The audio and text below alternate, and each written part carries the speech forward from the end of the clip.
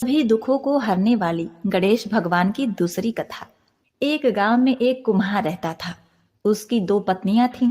दोनों पत्नियों को एक एक बेटी थी। बड़ी का नाम सुखिया और छोटी का नाम दुखिया था। बड़ी वाली बहुत चालाक थी। वह अपनी बेटी सुखिया के साथ पूरे घर पर राज करती थी। इधर छोटी वाली अपनी बेटी दुखिया के साथ घर का सारा काम किया करती थी। कुम्हार भी इन दोनों पर कोई विशेष ध्यान नहीं देता था। अब देखिए, धीरे धीरे समय व्यतीत हो रहा था।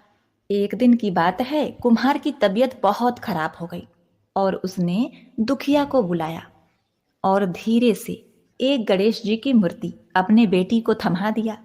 गणेश भगवान की उस मूर्ति को उस कुम्हार ने अपने हाथों से बनाया था। कुम्हार ने कहा, बेटी, मेरे पास तुम्हें देने के लिए बस यह गणेश जी की मूर्ति है, सो मैं तुम्हें दे रहा हूँ। इन्हें रोज भोग लगाना और इनकी पूजा करना, तुम्हारा कल्याण होगा। इतना कहते ही कुम्हार की मौत हो गई। बड़ी वाली पत्नी ने चालाकी से सारी संपत्ति हड़प ली और छोटी वाली को घर से निकाल दिया। छोटी वाली अपनी बेटी दुखिया के साथ सूत काट कर कपड़े बुनकर बेचती और जो पैसा मिलता उससे वो अपना जीवन यापन किया करती थी। एक दिन की बात है, दुखिया की माँ ने अपने बेटी से कहा कि तुम रुई का ध्यान रखना, यह रुई सूख जाए तो घर में ले जाकर रख देना। उस समय दुखिया गणेश भगवान को भोग लगा रही थी। गणेश भगवान को भोग लगाकर वह रुई का ध्यान रखने लगी। तभी हवा का तेज झोंका आया और दुखिया के सारे रुई उड़ा ले गए। दुखिया चिंतित हो गई कि अब माँ को क्या जवाब दूंगी। उसी समय गणेश भगवान प्रकट हो गए और दुखिया से कहा, हे बेटी, तुम्हें तुम्हारी रुई वापस मिल जाएगी, तुम मेरे पीछे पीछे आओ। दुखिया गणेश जी के पीछे पीछे चल पड़ी। रास्ते में उसे एक गाय मिली। गाय बोली, बेटी, मेरे चारों ओर गोबर बिखरे पड़े हैं, तुम जरा इन्हें साफ कर दोगी। प्रिय भक्तों, मेहनत और दूसरों की सेवा करने की आदि दुखिया अपने स्वभाव के अनुसार गोबर साफ करने लगी। उसके बाद गाय के आगे उसने घास का एक बड़ा सा गट्ठर रख दिया और पानी भरी बाल्टी भी रख दी। तब गाय माता ने कहा, बेटी, आते समय मुझसे मिलते जाना। अब दुखिया आगे बढ़ती है। आगे जाते जाते एक केले का पेड़ पड़ता है। केले के पेड़ ने कहा, बेटी, मेरे पेड़ के नीचे बहुत सारे खरपतवार हैं और मेरी टहनी नीचे की तरफ झुक गई है, तुम इसे सीधा कर दो और मेरे खरपतवार को साफ कर दो। दुखिया ने केले के पेड़ के आग्रह पर उसके नीचे गिरे सभी पत्तों को हटाया, एक टहनी की मदद से पेड़ को सीधा किया और फिर वह केला बोला, हे बेटी, तुम यदि वापस आना तो मुझसे मिलते हुए जाना। दुखिया ने कहा, ठीक है पेड़ महाराज। अब दुखिया आगे बढ़ी। आगे जाते जाते एक घोड़ा मिला जो खूंटी से बंधा हुआ था। घोड़े ने कहा, बेटी, मैं बहुत दिनों से भूखा हूं, कुछ खाने को दे दो। दुखिया ने उसे घास काट कर खिलाया और पानी पिलाया। आगे बढ़ने पर एक चांदी सी सफेद बालों वाली बुढ़िया माई मिली जो चांद की माँ थी। गणेश भगवान ने दुखिया को इशारा किया कि जाकर इन्हीं बुढ़िया माई से अपनी रुई मांग ले। दुखिया ने बुढ़िया माई के चरण स्पर्श किए और अपनी रुई मांगी। बुढ़िया माई बोली, रुई मिलेगी, लेकिन पहले अंदर जाकर बालों में तेल लगाकर तालाब में नहा, इसके पश्चात नई साड़ी पहनकर खाना खाकर आ। दुखिया बूढ़ी माई के घर के अंदर चली गई और बालों में तेल लगाकर ज्यों ही उसने तालाब में डुबकी लगाई, चमत्कार हो गया। वह परी की तरह सुंदर बन गई। दूसरी डुबकी लगाई तो उसका शरीर गहनों से लद गया। तीसरी डुबकी लगाने की उसकी हिम्मत नहीं हुई। उसने कच्छ में आकर कीमती साड़ी न पहनकर एक साधारण सी साड़ी पहनी। भोजन कक्ष में गई तो वहां रसोई घर में पकवान सजे हुए थे। सभी पकवानों को छोड़कर दुखिया ने रोटी और सब्जी खाई और बुढ़िया के पास गई। बुढ़िया माई ने उसे उसका रुई वापस लौटा दिया और अपने पास रखे 2 डब्बों में से एक डब्बा उपहार स्वरूप ले जाने को कहा। दुखिया ने छोटा वाला डब्बा उठाया और अपने घर की तरफ चल पड़ी। रास्ते में लौटते समय घोड़े ने उसे सोने के असरफियों से भरा घड़ा दिया। जब केले के पास पहुंची तो केले के पेड़ ने सोने के केले का एक गुच्छा दिया। गाय ने उसे बछिया दी। इतने सारे नायाब उपहार लेकर दुखिया खुशी खुशी घर आई। दुखिया ने उपहार में मिला डब्बा खोला तो उसमें से दिव्य रूपी एक सुंदर सा राजकुमार प्रकट हुआ। उसने दुखिया से विवाह कर लिया। उसके दिन फिर गए और तीनों माँ बेटी सुखी सुखी जीवन यापन करने लगे। अब देखिए, जब सुखिया की माँ ने यह सब देखा तो जल भुन गई। उसने भी छोटी की तरह रुई सुखाने डाला। अब हवा चलती है और रुई उड़ जाती है। बड़ी वाले ने अपनी बेटी सुखिया को उसे रुई लाने को भेजा। रास्ते में गाय घोड़े केले ने जो विनती दुखिया से की थी वही विनती सुखिया से भी की, लेकिन सुखिया मुंह पिचकाकर आगे चली गई। और आगे जाते जाते चांदी सी बालों वाली वही बूढ़ी माँ बैठी हुई मिली। उसने बुढ़िया माई से अपनी रुई ऐसे मांगी जैसे वो आदेश दे रही हो। बुढ़िया माई ने कहा, अरे बेटी, गुस्सा क्यों होती हो?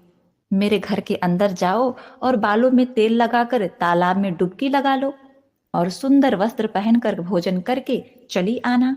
अब क्या था, बुढ़िया माई के घर में सुखिया प्रवेश करती है और बुढ़िया माई के कहे अनुसार वह बालों में तेल लगाती है और पास में तालाब में डुबकी लगाने जाती है। तो जैसे ही एक डुबकी लगाती है तो वह सोने चांदी हीरे मोती के आभूषणों से लद जाती है। इसके बाद जब दूसरी डुबकी लगाती है तो वह एक राक्षसी हो जाती है। यह देखकर सुखिया बहुत दुखी हुई। वह फिर बुढ़िया माई के घर में गई और बहुत ही सुंदर साड़ी पहनी और अच्छे अच्छे पकवान खाए और बुढ़िया माई के पास आकर अपनी रुई मांगने लगी। बुढ़िया माई ने कहा, बेटी,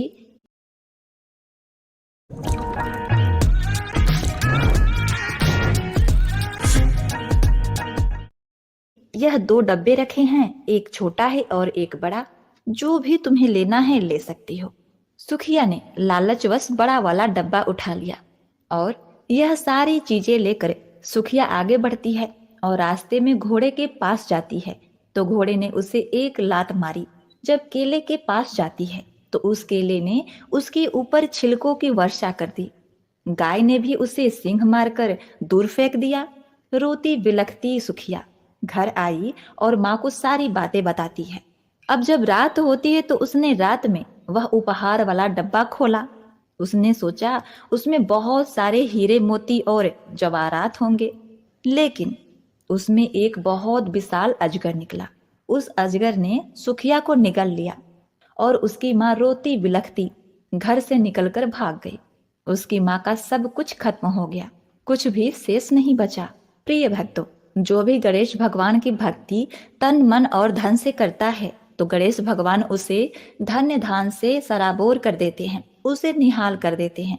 और जो उनके भक्तों से ईर्ष्या करता है, उसकी निंदा करता है, उसका सुखिया के जैसे ही हाल होता है। इसीलिए गणेश भगवान की पूजा बड़े ही भक्ति भाव से करें और उनके भक्तों की निंदा कदापि ना करें। एक बार प्रेम से बोलिए, जय गणेश भगवान, गौरी नंदन श्री गणेश भगवान की जय। जय गणपति सद्गुण सदन, कविवर वदन कृपाल, विघ्न हरण मंगल करण, जय जय गिरिजाला। जय जय जय गणपति गणराजु, मंगल भरण करण शुभ काजु। जय गज वदन सदन सुखदाता, विश्व विनायक बुद्धि दाता। वक्रतुंड सुचि सुंड सुहावन, तिलक त्रिपुंड भाल मन भावन। राजत मणि मुक्त उर्माला, स्वर्ण मुकुट सिर नयन विशाला। पुस्तक पाणि कुठार त्रिशूल, मोदक भोग सुगंधित फूल। सुंदर पीतांबर तन साजित, चरण पादुका मुनि मन राजित। धनी शिव शुभन षडानन भ्राता, गौरी लाल विश्व विख्याता। रिद्धि सिद्धि तव चवर सुधारे, मूसक वाहन सोहत द्वारे। कहो जन्म सुख कथा तुम्हारी, अति सुचि पावन मंगलकारी। एक समय गिरिराज कुमारी, त्रहेतु तप किन्हा है भारी। भयो यज्ञ जब पूर्ण अनूपा, तब पहुँचो तुम धरि दुज रूपा। अतिथि जानिके गौरी सुखारी, बहुविधि सेवा करी तुम्हारी। अति प्रसन्न हवे तुम वर दीन्हा, मातु पुत्र हित जो तप कीन्हा। मिलहि पुत्र तुहि बुद्धि विशाला, बिना गर्भ धारण यही काला। गणनायक गुण ज्ञान निधाना, पूजित प्रथम रूप भगवाना।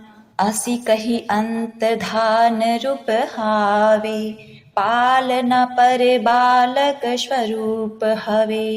बन शिशु रुदन जब ही तुम ठाना, लखी मुख सुख नहीं गौरी समाना।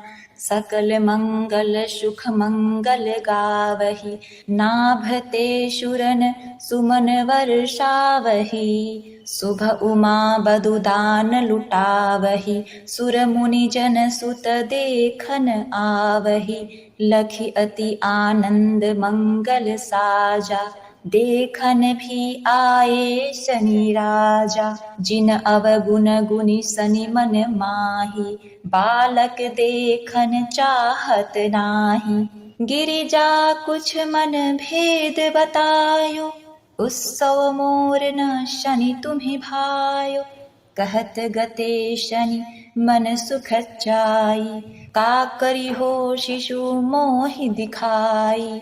नहीं विश्वास उमा उर भयउ, शनि सो बालक देखन कहियो। पद तहि शनि श्रृग कोड प्रकाशा, बालक सिर उड़ि गयो आकाशा। गिरिजा गिरि विकल हवे अवधरणी, सो दुख दशा गयो वही बरणी। हाहाकार मचयो कैलाशा, शनि किन्ही लखही सुत को नासा। तुरत गरुड़ चढ़ी विष्णु सिधायु, काटी चक्र शो गज सिर लाए। बालक के धड़ ऊपर धारयो, प्राण मंत्र पढ़ी शंकर डारयो। नाम गणेश शंभु तब दीन्हे, प्रथम पूज्य बुद्धि निधि वर दीन्हे। बुद्धि परीक्षा जब शिव कीन्हा, पृथ्वी कर प्रदक्षिणा लीन्हा। भरमि भुलाई रचे बैठे तुम बुद्धि उपाय। चरण मातु पितु के धर लीन्हे, तिनके साथ प्रदक्षिणा कीन्हे। धनी गणेश कहे शिव हिये हर्षे, नभते सुरन सुमन बहु बरसे। तुम ही तुम्हारी बुद्धि बढ़ाई, शेष सहमुख सके न गाई। मैं मतिहीन मलिन दुखकारी, करहु कौन विधि विनय तुम्हारी। भजत राम सुंदर प्रभु दासा, जग प्रयाग ककरा दुर्वासा। अब प्रभु दया दीन पर कीजय, अपनी शक्ति भक्ति कुछ दीजय। श्री गणेश यह चालीसा, पाठ करे कर ध्यान। नित नव मंगल गृह वशय, लहे जगत सम्मान। संबंध अपने सहस्त्रदश, ऋषि पंचमी दिनेश। पूरण चालीसा भयो, मंगल मूर्ति गणेश।